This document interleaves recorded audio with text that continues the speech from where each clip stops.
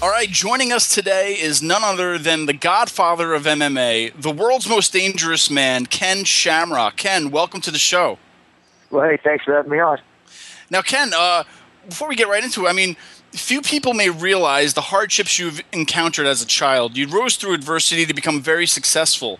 As a child, did you ever dream you'd achieve the success that you have today?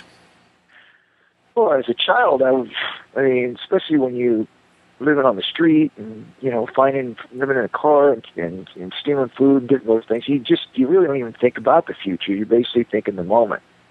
And so even as I got caught and got put into placement and became a ward of the court, even then, more of my thought process was on a daily basis of what I needed right now. Wasn't till later in life, after I graduated from programs and turned my life around, that I started really thinking about, tomorrow and the next day and the future. So for me, it was really during those younger times, it was really just trying to take care of that moment. A lot of people probably don't realize this either, but you actually started in pro wrestling prior to the MMA career you had. But even before that, you were fairly successful in all sorts of sports growing up. You were in football and baseball and also amateur wrestling. What made you decide at that point to go to professional wrestling?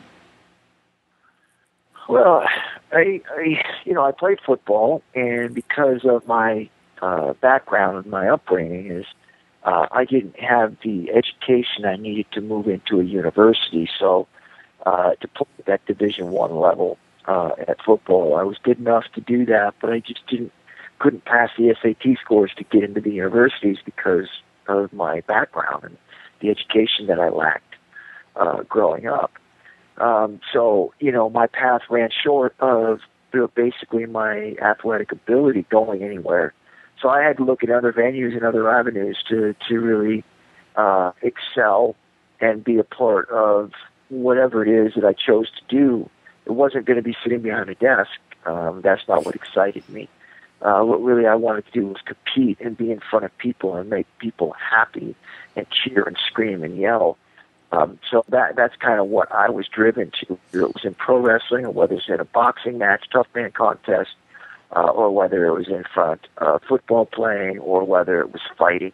Whatever it was, I just loved being in front of crowds, and I just thrived on it.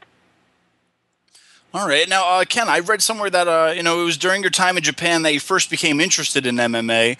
How did maybe your MMA training differ from that of pro wrestling training? I mean, was there a big difference between what you had to do for each? Well, I would say pro wrestling is its challenge is managing your time, because it is a constant grind on the road from show to show, staying healthy and being able to perform every single night, day after day after day, getting the right food in, getting the right training in, getting the right sleep in, and being able to go out to perform the best way you can and staying healthy. Whereas fighting, you can fight, well, at the time I was fighting 8-9 times a year, sometimes 12 times a year, depending on if I had a fight in between Japan. So it really was a difference between managing time and time for training. Mm-hmm. When I was fighting the UFC and over in Japan, I would have 3 weeks to 4 weeks to prepare for a fight. Now you have almost 6 months or 4 months to prepare for a fight. So yeah, it was really about managing your time and then the different types of training schedules that you had to be on for each of these events. So for sure, I think the biggest difference for either one of these things is time frames. Right now, a huge name in professional wrestling is Brock Lesnar. Do you feel that you paved the way for superstars like Brock Lesnar in the WWE, since you were the first really successful MMA crossover? Well, I mean, that's what people call it. I'm not sure, how everybody wants to say it, but there's always going to be somebody that does something first, and other people are going to follow behind and do that, and they're going to make it better. It's history. That's what it's called. in history, you either make it better or you make it worse. Of course, you don't want to make it worse, or it just doesn't exist or stay around. So, so I would like to say, yeah, I did start a lot of new things. For instance, the ankle lock. No one ever did that, and now there's several people that copy that at a very high level, people that are actually famous now that actually use that as a finishing move. So there's a lot of things I've done first. The Lions Den match, first guy to go from wrestling into MMA and MMA into wrestling. So there's a lot of things that I've done first, and even in the MMA world, a lot of things I've done there first. So I'd like to think that I was put in the right place at the right time, and I took advantage of my opportunities. All right. Now, speaking of Brock Lesnar, now, Ken, do you think you would have been able to beat Brock in MMA or WWE? I mean, I think you could have, but I mean, I'm sure the fans out there want to know from your point of view. Well, I think if you look at who I was before the injuries and before all that, I was a person that beat guys that were 60, 80 pounds bigger than me. Mm-hmm. And I beat guys that were Olympic wrestlers, Olympic judo players, Olympic Greco-Roman guys, in Dwayne Kozlowski. Yeah. I beat guys that were at that Olympic level, and I beat them fairly easy. So I would like to think that my skill levels at that time and the strength that I possessed at that time, along with the conditioning that I had, which was second to none. I had better conditioning than anybody I ever went anything faced when I was healthy. I went 46 minutes straight with no time limit, and I went 36 minutes straight in the U.S. with no rest in between, no rounds. So my conditioning was definitely there, and my skill level, my strength was there to beat guys that were bigger, guys that may think that they were stronger. I was quicker and stronger.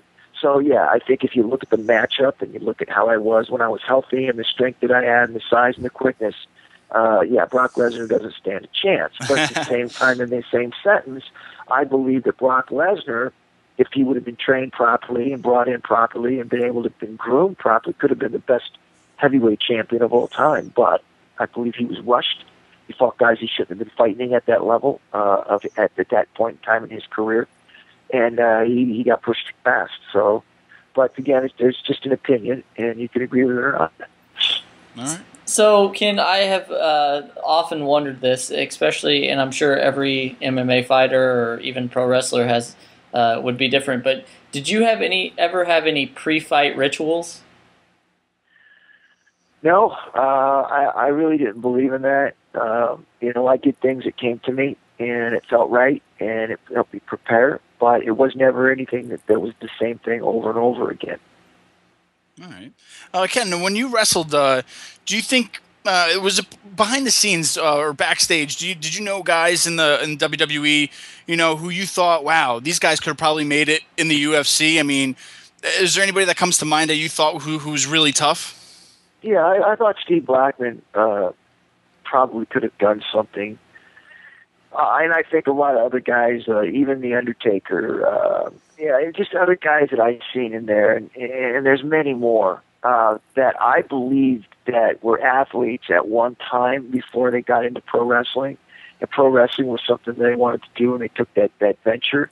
But after being there for many years and doing that, you can't change what you've trained for over the years and years of doing that and then switch back over into doing something like the MMA. It takes a lot of training. And thank goodness for that Brock Lesnar had already been a wrestler and been training and being able to control and manipulate someone's body on the ground. That's what really gave him a lot of success, was being as big as he was and as strong as he was and being able to move very well on the ground for his size. I think that's what really helped him through that MMA circuit. But again, like I said, there's a lot of guys I thought had a lot of athletic ability, and that if they chose to and they wanted to sink the time and the effort into it, they could do it. Coming into the WWE locker room, WWF then, did you have a hard time? Do you think that people didn't, trust you as much because you were coming in from this MMA world, or do you think that, you had a fairly easy time breaking into WWE? Well, yes to both of them. I think I had a very easy time breaking in, and yes, I believe that they were cautious of me. And I can't blame them. I know if I had some guy coming in and I was going to give him my body. And I watched a few of my fights, and I'd be going like, well, maybe we better just like slow this guy down a little bit. Because you only have one body, and it's your moneymaker, and you got to protect it. So I understood going in that there would be a little bit of some doubt in feeling out process, and I was okay with that. And so I thought that really it was the way that I entered the circuit and the way that I positioned myself, so that they understood that I realized that this was something new to me. I know I'd done pro wrestling before. A lot of these guys don't know I've done it, but even if I did, not at this level. And so I understood that, and I wanted to know that I'm here to learn, and that I'm going to ask a lot of questions and make sure that everybody's comfortable with me. So, and I did that. So I think that really eased a lot of the doubt stuff. And then train with Bret Hart when I was up in Calgary. That helped out quite a bit too, because then people had known that I'd been up to train with Bret. Bret put a word in, saying that hey, he gets it. That really eased a lot of people's doubt. Okay. Were you ever asked to do something in WWE that maybe you were uncomfortable with, or that you decided not to do? Oh yeah, there was a few things. There was an angle with my sister, Ryan, who played my sister. They wanted me to do some sort of gimmick with that. I felt like, it just wasn't, I have children and different things like that, and I decided, that's just not going to be, even though it's entertainment in most people's eyes, but the young kids' age, they don't know that. And so I also had a son named Ryan, too, and I didn't want people to really confuse and get things mixed up with what was going on in reality, as opposed to this entertainment that I was involved in. So I really had to turn that down. Another one was that Tough Man competition that they wanted to do. They wanted me to do that, and I said, I've spent a lot of time here trying to build up my trust with the guys that I'm going in the ring against and wrestling with, and that for me to enter into this event and go back to this style of fighting is only going against what I'm trying to get away from right now. If you can go back to, WWE and UFC, I kind of have a two-part question with this. Just to go back, if you could have one more, UFC fight, who would you pick to fight and why? And the same goes with WWE. If you had one more match, who would it be against? Well, and if you're talking about here and now, and not, years down. Yeah, if to make it easier, I would say if you can go back to when you were at your prime before you left, who would you love to have fought before you left the company? Oh, I would have liked to have fought Horace Gracie for that third rubber match. I just thought that was something that was unsettled, and I believe that it gives him too much ground for him to say the things he's saying now about the second fight. And I felt like if we could do the third one, then we just put a hush to it all. And that never happened. But, it is what it is. And for the pro wrestling, I thought I really would have liked to have been able to get in there and get a shot at that world title, at least get a run, make a plan at it. I never got that opportunity. So not really one individual in there, but just not being able to. I thought I did everything. I captured the King of the Ring, Intercontinental title, Tag Team title. I did everything to set up to get in place to work a program for the heavyweight belt, and I did get the chance. All right. So you had a really successful MMA career before going to UFC, where you obviously became one of the most recognizable names, not only in the business, but probably the entire world. What do you think about the popularity of UFC today? Well, I think it's great. I mean, wow. I'm as the nickname has stuck with me now, as did the world's most dangerous man. I take it on, just pridefully, and people call me the Godfather, so I picked that name up and run with it, and so yeah, it's awesome to be a part of something that you've been involved with and you've helped push into the realm of being a popular event, and I have done that. I've been a part of something and helped create something that is going to be here forever, as far as I'm concerned. So, and it's also changed the outlook of what people look at as a combative sport. And I think it's been pretty much put to rest on which one is the best, and it is mixed martial arts. All right. Now, Ken, this kind of goes back to the first question I had about, the training for UFC and training with, for wrestling. But, after you pretty much dominated the UFC, you returned to pro wrestling. Did you find it hard to work more of, I would say, like an entertainment-driven style versus your hard-hitting MMA style? I mean, did you find it, not training for it, but just actually, being in the match? Did you find it, which one was harder, or which, if you had to put them together? Well, they're two different things, and I think the mindset is really what it comes down to. Well, when I went into pro wrestling, my mindset was to go in there and learn it and be the best that I can at it, be the best, one of the best that ever did it, and I really had that mindset to do that. So I wasn't thinking about, is this hard or is that hard? In fact, in everything I ever compete in, it's like I go into it with the mindset of just throwing myself into it and becoming a part of it, and then developing myself to be the best at it. And that's what I did with UFC. I did it with WWF or E at the time. I did it with TNA. I did it with Pancreas Organization. I've done it with Tough Mans. I did it with everything football. Everything I've been a part of, I've thrown myself into it. And once I'm in it, I become that thing, and I want to be the best at it or the best that ever played it. And so with that mindset, I don't think there's an idea of which one is the hardest, because in my mind, I'm going to achieve and be the best at it. So the hard part doesn't even enter into my mind. As far as the which one was harder for me to really learn or to get more involved with, was the WWE, because it's just so much more variables to it. Being a tough guy and walking the ring and just learning skills and fighting, it came pretty natural for me, and I seemed to just really roll through everybody, and it was really a really natural thing for me. But pro wrestling was a little bit different in that sense, where there was a lot of acting, a lot of character, a lot of setups, a lot of things that I had to hold back and learn. So it was definitely something that took me something to really have to think about and really apply myself to do right. All right. Now, one thing that you probably didn't have to deal with much in MMA was getting pelted in the head with chairs, and I'm sure this is probably a question you get asked a lot, or at least people want to know about it. But the chair shot you took from The Rock on Raw probably got you probably everybody at that point knew who Ken Shamrock was in the WWE at that moment. How hard was it to do something like that? Whenever, like we said before, you're just fighting with fists and kicks, and what kind of mentality do you have to be in to take a shot like that?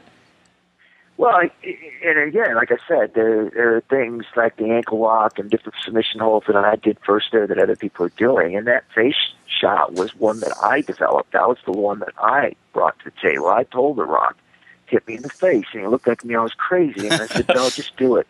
I said, I'll take care of myself, you just do it.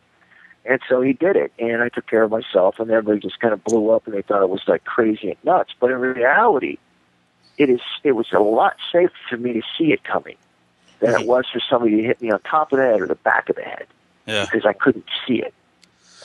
So for me, it felt a lot better for me to take it in the face and be able to, control that where it was going to hit me, rather than it depend on somebody else to hit me in the back of the head or the top of the head, and them to do it the way they needed to do it. So I took control of the space.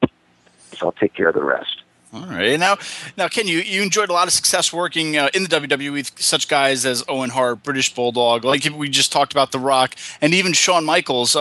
Do you have maybe any funny memories or any stories, maybe even backstage stuff with working with these guys? Anything you could share with us? When I got in there, I got to know all these guys, and everybody there was really good. They're just like anybody else, trying to make a living and trying to make it in this world. So I met a lot of great people during my journey with WWF and WWE, and I've been very blessed to be able to compete at such a level. So nothing but great things to say about the guys involved, and even the fans were tremendous. All right.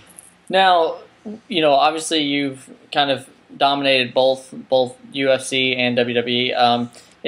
Have you talked with Dana White or Vince McMahon in the recent years just about ever coming back to do things, or? Well, I mean, I have been in touch with both of them, Dana White and Vince, but just as communication. Not Vince so much, but Dana. Yeah, we have talked, and we put our differences aside and moved forward. But nothing about coming back. Along with Vince, I have put out my feelers, and I've had people contact the office about maybe giving me a shot at making that run at the title. One that has eluded me, and I thought I set myself up for it, and I thought that they'd set me up for a position to be able to make a run at the title and get a program to work in for the title. But, that just never happened, and I'm just not sure what happened. Maybe it was this screw job with Bret Hart and Shawn Michaels, because I know Bret had mentioned that if he was going to drop it, he wanted to drop it to me. And so I just don't know all the workings and the things that were going on with that situation. Never did flourish. So I definitely put out the feelers to come back and see if maybe there was some way we could get me back in there and see if there's an angle in there somewhere for me to work a shot, maybe at the title again. But I've never heard anything back. No one's ever given me a no or a yes. So it's just up there in the air. But I'm assuming it's probably a no. All right. Now, Ken, your website just recently debuted, KenShamrock.com, for all the listeners out there to go check it out.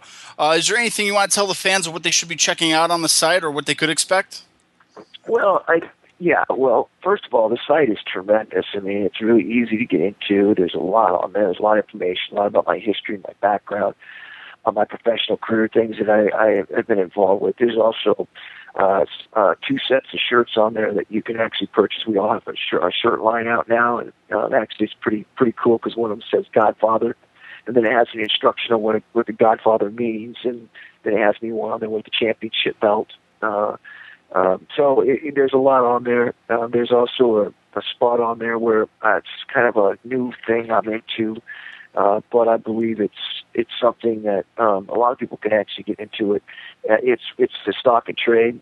Take a lot of tutorial classes, different things with underlying assets, trading, the trade market, analyzing the trade markets, investing. Different things of that nature, and so those are things that I'm involved with now. So if you wanted to go on to that, we have it's called Ken Shamrock and Grok Trading. There's a site on there where you can push on there and learn about the S&P markets, the Russell 2000s, the index, NASDAQ, Dow Jones, all the things that I'm actually learning right now. Options, call options, margins, short selling, long selling, bear markets, bearish markets. So expiration dates, call options, buying and calling. There's just so much on there that I'm learning right now. And we're actually going to open that up for people that want to get involved and learn how to make money on trading and be able to invest in this, be able to learn how to make money back on their investments. And so check that out too, because I think they'll really like that, and I'm involved with it. Something we could do side by side.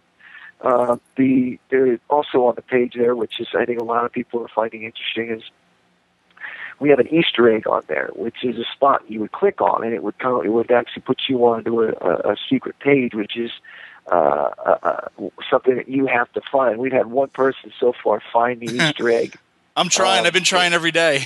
I'm clicking everything. It's there, man. It's all there. Right. So one guy's found it, and he'll put you on a secret page. You get to go in and check out some more stuff.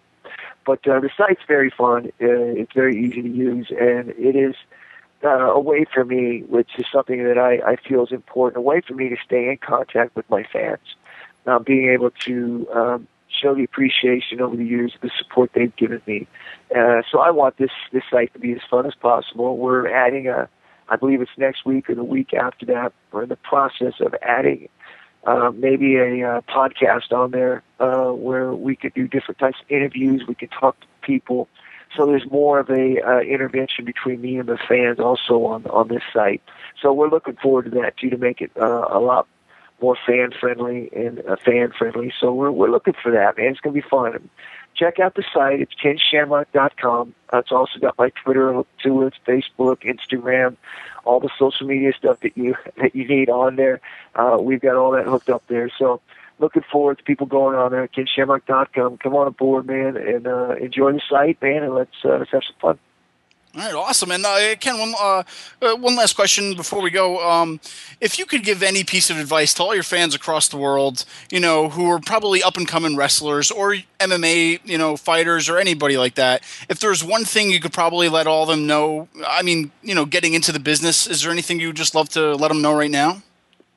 Yeah, and I think that this, and anybody that's been through any professional athlete would I would hope would tell you this.